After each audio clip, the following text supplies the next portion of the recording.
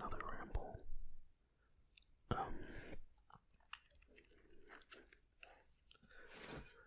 I decided to record tonight because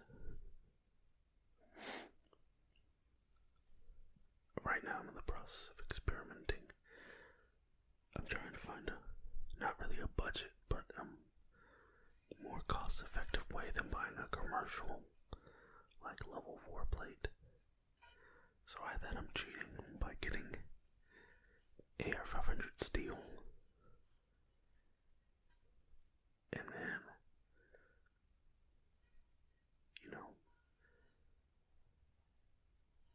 getting like a makeshift, like spall coating. But before that, I'll be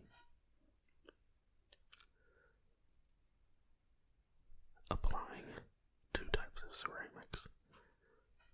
One of them will be a silicone carbide, which is like a really, really nice impact resistant, projectile impact resistant material.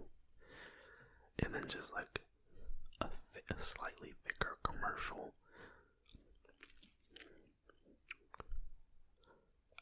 mosaic, kind of, not really a mosaic like an official mosaic for like home, but like a commercial ceramic that's prone to cracking, which is what you want in terms of ceramics. Because what happens in body armor is the projectile or the freedom seed hits the plate. Now it hits the ceramic first. The ceramic crumbles. It crumbles. And then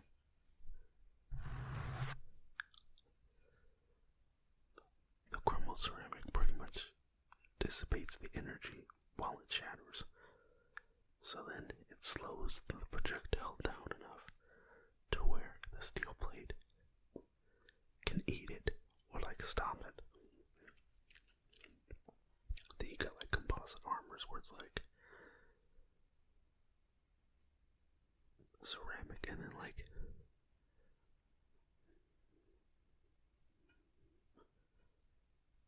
ultra high molecular density polyurethane. I think that's the acronym. It's like a type of plastic pretty much. Like a high density plastic, but they layer them in sheets, like thin paper, thin sheets. And then what happens is the ceramic crumbles up, and then as the bullets are passing through the polyurethane, the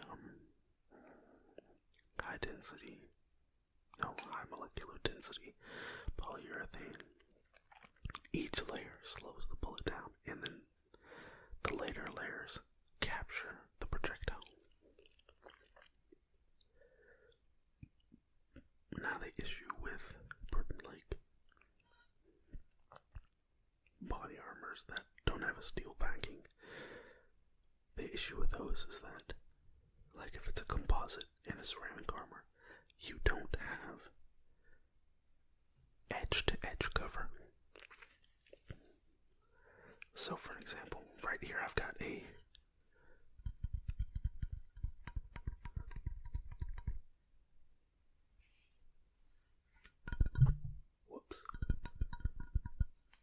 I've got a 6x8.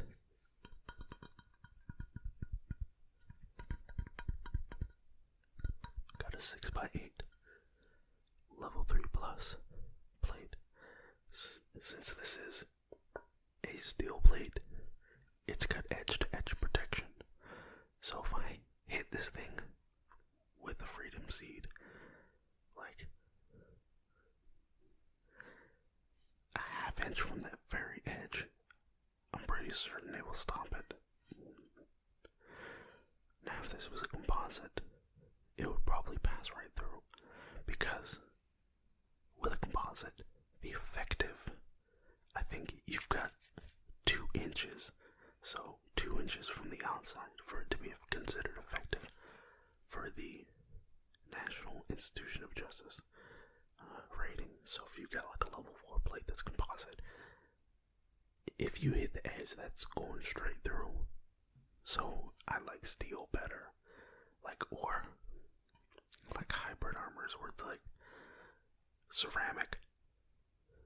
Then it's got plastic or composite, and then a steel backing, like a steel core. Level 4 plates are, like, in my personal opinion, the best. They're heavier, yes, they're heavier, but you got more protection. Multi-hit capability is definitely a thing. Like, I saw one dude take a level 4 steel backed plate and hit it with 30-06 like 6 times, and the plate was good. So, you know, steel backing is the best, but level 3 plus is nice because level 3 is only for like 5.56, maybe 7.62 by 39. Now, level 3 plus is kind of like the Goldilocks in between level 4 and level 3. Level 3 plus stops 5.56, 5.56, 7.62 by 39, 300 blackout, of course, 308, 7.62 by 54. It does not stop 30-06. Now, I did see a video where the creator from Air 500 Armor, the company out in Phoenix, American company, they got pretty nice stuff. I like their Testudo plate carrier, but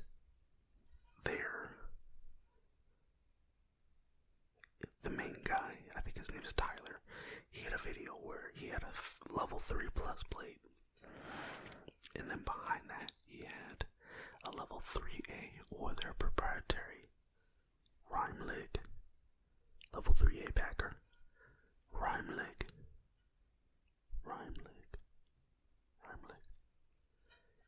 and then from like 15 feet, he hit that bad boy with a 30-06, like armor penetrator round.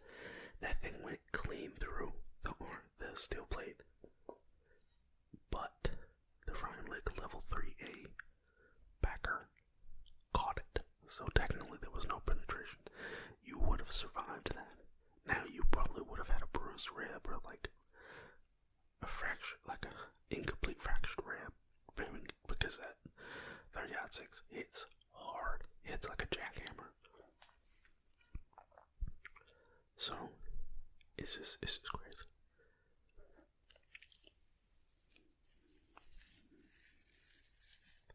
But yeah, so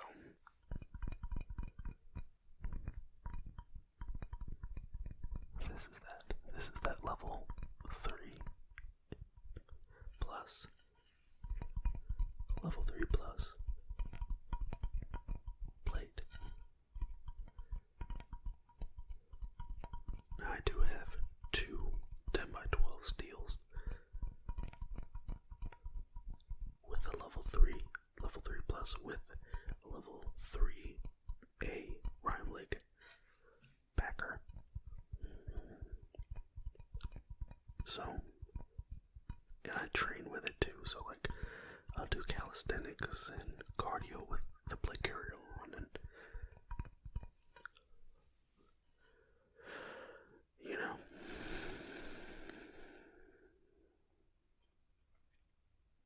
so, you know, it's got good used to training with it. You know, I like to do like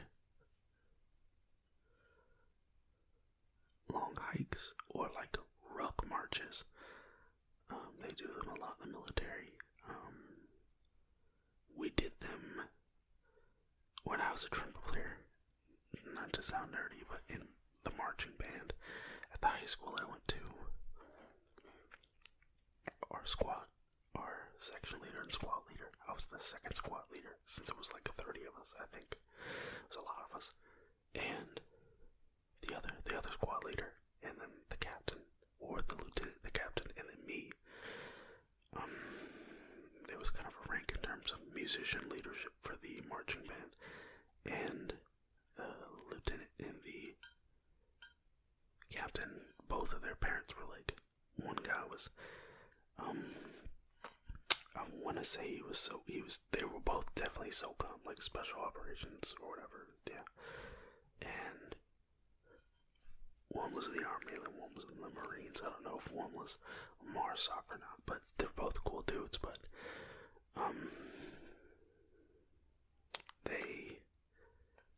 they were just like, before, like, actual summer band started, we had to do physical conditioning, and they were just, alright guys, we're gonna do a ruck march, and we all did it in Texas, which was like, in the middle of the summer, like, early August, and it was like, 100 plus degrees, and we were just doing ruck marches. Like, we couldn't go far because we had to stay on the premise of the campus, but we were pretty much going around the campus. I think we did about 10 miles, which isn't crazy without a ruck, but with a ruck is not fun. And you just gotta put one foot in front of the other. That's like my main version of cardio, because, you know, I don't like running, because running it feels like a chore. But like if I do if I'm walking with like heavy gear on for cardio and I'm just walking, I could and I'm on the treadmill with like my plate carrier and then like a heavy ass ruck. I can literally turn on a podcast, and then like by mile 6 is when I start feeling it, because I kind of zone out and become a drone as I am walking with my ruck on the treadmill, and I just listen to the podcast. So, yeah.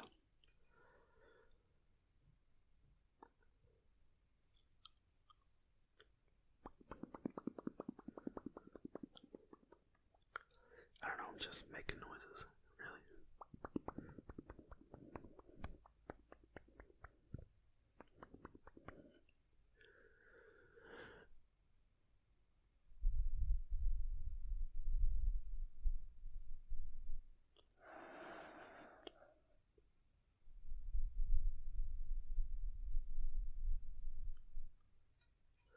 Always remember to breathe, guys. Always remember to breathe.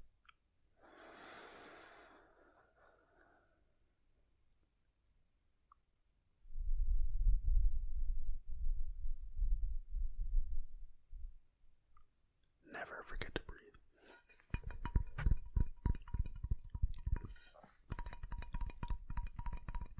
But that's enough talking in terms of the plate.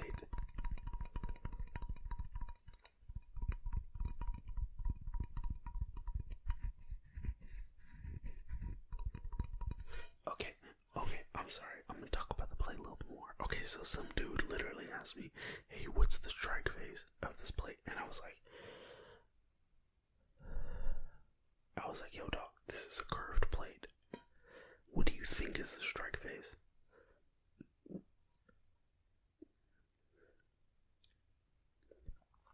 That literally bothered me for a little bit. It's like Boruto fans saying that Boruto's an actually good anime. Psych. Or One Piece fans saying One Piece is an actual good anime. Trash. Yo, if you guys think One Piece is a good anime, I'm sorry, but Naruto is not the best anime, but it's up there. If you got a problem with my statement that I just said, at me. MF, let's go. And I'm not joking. I hate One Piece. I tried to get into it like objectively, without a bias, and I did not like that. It's still going. How is this anime still going? Almost all animes have closed, and then they're still going.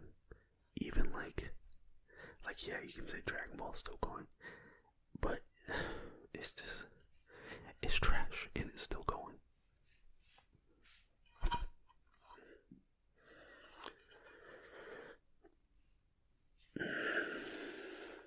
I don't know. One Piece just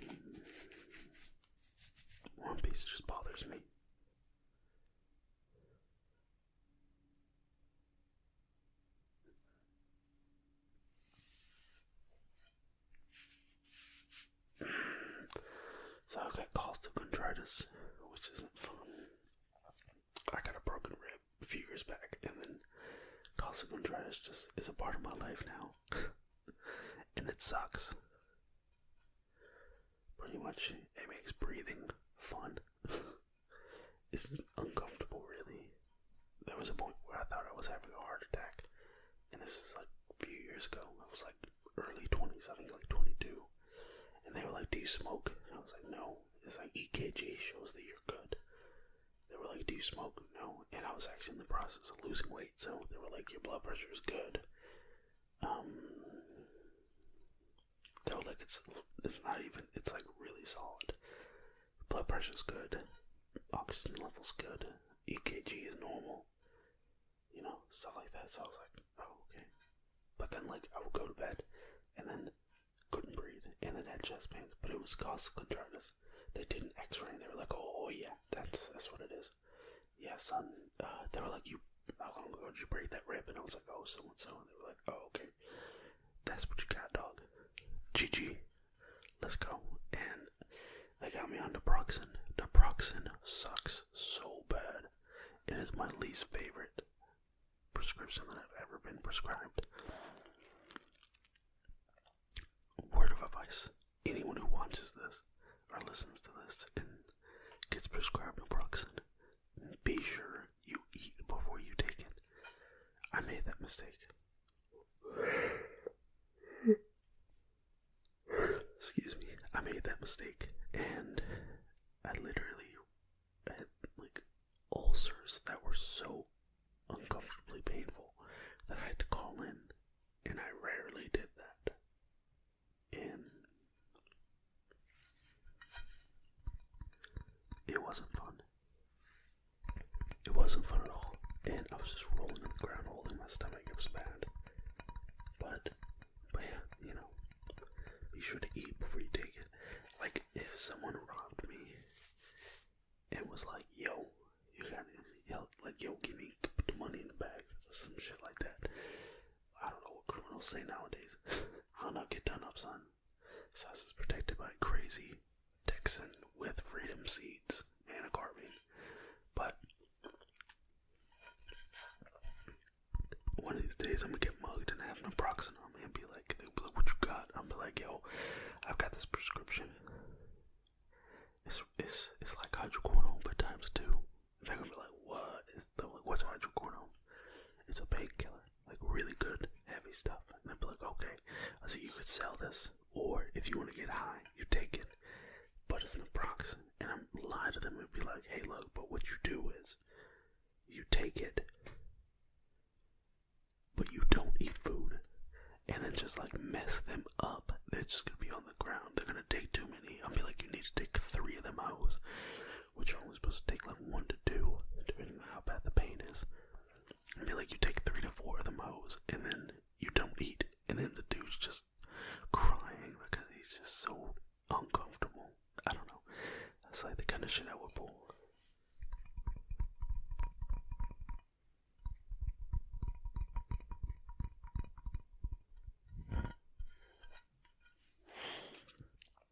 So I am starting a new build. I'm thinking about doing a carbine, small frame or regular frame carbine, and then a Remington 700. Remington 700. Now, my second, like, build, when I'm talking about a build, I'm talking about like a carbine from scratch. Like, I'm not just buying a completed lower and then a completed upper and then smacking them together and say, Keith. No, I'm literally machining from billet aluminum like a match grade, like upper and lower that I'm doing all by myself to like tighter tolerance than mill spec. I think the one thing I'm not doing is making my own furniture and then turning my own barrel. I could really, if I think about it, I really could turn a barrel, but I don't know how to put rifling in, so I don't know. I don't have the tech for that, so. But the small carbine is going to be called, the first build I made which was, I called it the Origin. I ended up getting it serialized, just in case I wanted to sell it, but I still have it. It's got like Midwest Industries furniture, nice Midwest Industries or handguard. But this next one I want to do like either a Keymod or an Imalock handguard, and the color scheme for this, it will be FDE.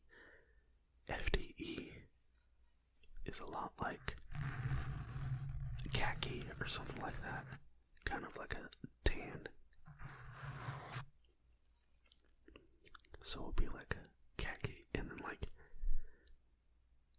teal or like a royal blue accents, you know, and maybe like a 40-degree or a 30-degree diagonal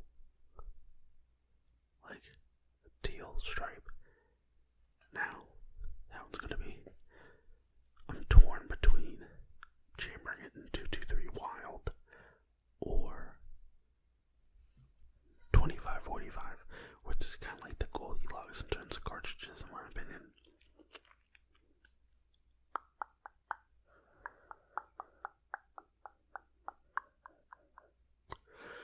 But it's kind of like, so 223, 556, 223 Wild, 22 Nosler, those are all 22 caliber like projectiles, 22 projectiles.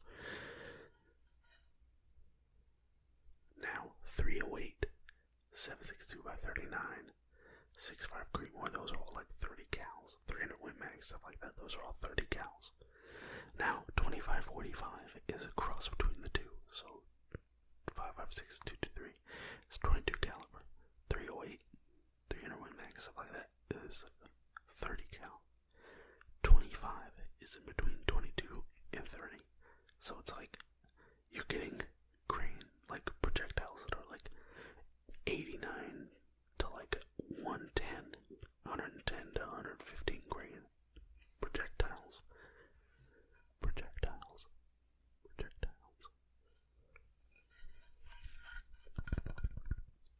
So, you know, you're hitting harder because the projectile's bigger, but you're still moving fast because of the powder, but it's still a small, like the casing from 225, 22, 25, 45 to 556 is like not much bigger. It's kind of like a 6.8 SPC, kind of, but it's made by like Sharp's Rifle Co. So I'll probably get the barrel from Sharp's Rifle Co. for $25.45, and then get their reliable, which I'm pretty certain is headspace to their barrels. I would hope so. And then, you know, have fun. That definitely hits hard. Recoil's a little bit more, not by much. I'll probably do that. And then,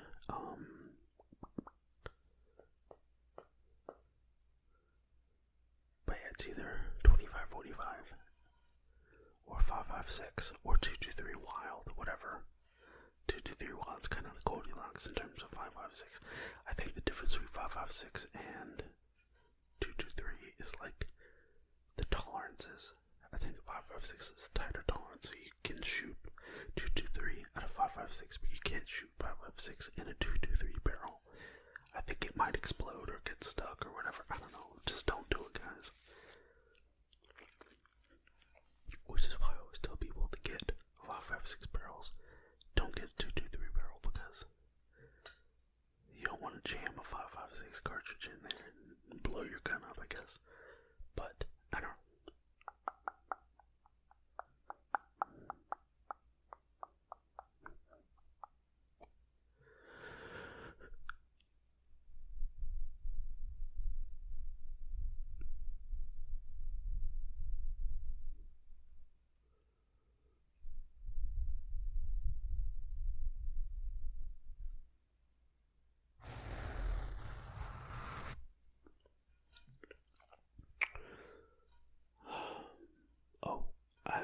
Being a musician during the pandemic freaking sucks. Literally, nobody hires me because they're worried about about the COVID, and then nobody wants to go to concerts, no one wants to go to bars and stuff like that. But I at least have students that I'm teaching still. But then again, the parents are like, "Oh, well, Junior wants to take time off because he's not in school right now," and I'm like, "Oh." Good news is though, I've got 2 students at the same school that are fighting for first chair, and they're trying to be like, "Yo, tell me something that you're not teaching them." I'm like, "Yo, it's gonna cost you." Of course, I'm gonna extort these kids for money. I am giving my expertise and services and my skills as a service. So, for better goods, it's gonna cost you more money. And their parents are like, "Nope, I'm not paying $10 more." I'm like, "It's your loss, so it is what it is." But yeah. Okay, let me talk about the UFC right now. The UFC. Okay. So, Israel Adesanya beats Paulo Costa. Flawless victory. Israel Adesanya also destroys Robert Whittaker. He destroys them both equally. He destroys both guys. And Robert Whittaker takes the L, but Robert Whittaker is coming back pretty good. Israel Adesanya is officially going to fight Jan Blachowicz in Blachowicz, I think is how his last name is pronounced. Jan Blachowicz in I think March. And he's not gonna bulk up in weight. Jan is 205 pounds, maybe 210 on fight night. Israel's 184, 184 pounds. And he said he's not gonna bulk up, so he's just gonna fight a bigger dude. And Jan is champion, light heavyweight champion. Israel's middleweight champion. This is gonna be a good fight. I don't know, but I want to talk about what people think about making Paulo Costa and Robert Whittaker fight for an interim belt. Are you kidding me? Seriously, it's just it's funny. I think it's dumb. I think the middleweight division needs to just settle down because Israel's pretty much ran through almost everybody in the division. I think he hasn't fought Uriah Hall. He fought Yoel Romero. He fought some other dude, I can't remember his name. Marv Vittori, Paulo Costa, Anderson Silva, Robert Whittaker, Kelvin Gastelum. And a couple other guys. Oh, Brad Tavares. And then Derek Brunson. He's fought a lot of dudes. And, he's just, if you guys aren't into fighting, at least look up Israel Adesanya or Stylebender. If you don't know how to spell Adesanya, he's a Nigerian fighter he's from Nigeria, but he migrated to, him and his family migrated to New Zealand, and and he's a Kiwi. He's an African Kiwi, and he's a great fighter. He's probably the only fighter that I bought pay-per-views for. I bought the pay-per-view for him versus Robert Whittaker when he unified the championship belt with the interim belt. But like I said, I don't like Paulo Costa fighting. They both lost to Israel. I still want to see Robert Whittaker versus Kelvin Gastelum, because that never happened. I think Kelvin probably would have beat Robert Whittaker, or it would have been just a bloodbath. But if Israel beats Jan Blachowicz, John Jones is gonna come back down to light heavyweight, and they're gonna fight, I think in August at Raider Stadium 2021, just like how Israel predicted it. So I think what's gonna happen is Israel's gonna fight and possibly beat Jan Blachowicz. If he beats Jan Blachowicz, he's gonna go back down to middleweight. And then smash whoever's next. I guess it's gonna be. he needs to shut Uriah Hall up because Uriah Hall is talking trash. Uriah Hall is like, oh, Israel's been given all the easy fights. It's like, yo, look, dog. Israel beat. Okay, you beat Anderson Silva. So did Israel. So did Yerr Cannonier. You know, so did other middleweights. But it's like he was handpicked easy fights. Yo, you got destroyed by Paulo Costa. Israel Adesanya destroyed Paulo Costa. Uriah Hall, sit your ass down. With respect. But yeah, I like how, I just like Israel Adesanya. You know, his beef with John Jones is interesting. I think it's worse than Daniel Cormier and John Jones' beef. But yeah, I don't know, this is just me rambling again, guys.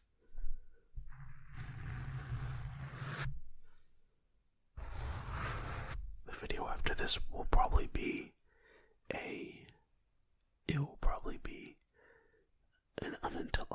nothing but an unintelligible layered ASMR video. So I think I'll do some tapping with this ballistic plate, and then layer that with ear to ear, like two different unintelligible audios. The same kind of theme, but like, you know, at the end of that one video I posted, I actually enjoyed that. I don't know if you guys have. I had a friend who listened to it and said he thought it was kind of cool, so I don't know. No one's giving me feedback yet, so I'm just gonna keep posting shit until someone tells me they don't like something. So, but yeah, that's pretty much it for today. You guys. One last thing. Any of the exes that I've dated, first name starts with an R. Last name starts with a last name is Walker. And then this person I didn't date but I was rejected. First name starts with an L. Last name starts with Nichols. Yo, I wish you guys the best. I'm not the spiteful ex or the spiteful guy that you've rejected. You know, even though I've been single for a decade. I've been single for a long, long time. But, you know, it's no biggie. I've grown as a person. Loneliness does suck, but you eventually learn how to deal with it like a man and internalize your pain. Now that's what you need to do. You need to learn. You need to talk to somebody. Maybe I do a listening video where I'm just sitting here making random noises like scratching my beard, scratching my head, breathing, you know. And you if you feel like you could just vent to the video, I guess. You know, because 2020's been shit. And the way 2021's looking, it looks like it's going to be another freaking roller coaster with the California super corona. And then, like, we're only getting $600 for a stimulus bill. You know, I'm not mad, but, like, I'm like, seriously, the government's paying millions upon millions and even billions of dollars to, like, museums and other countries and stuff like that. But then they can only give their citizens $600. Are you serious? Come on, dog. Come on, big bro. Come on. But that's it for the day. Just want to let you guys know you're part of the fam. I love you. Not like that. I don't love anyone like that.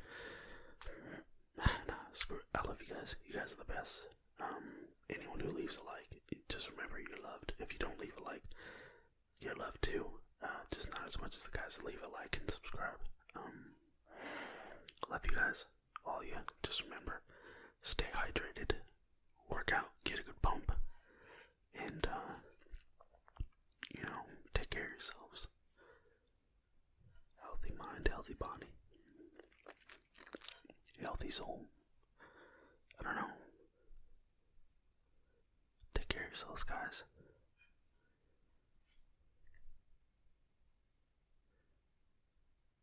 And remember,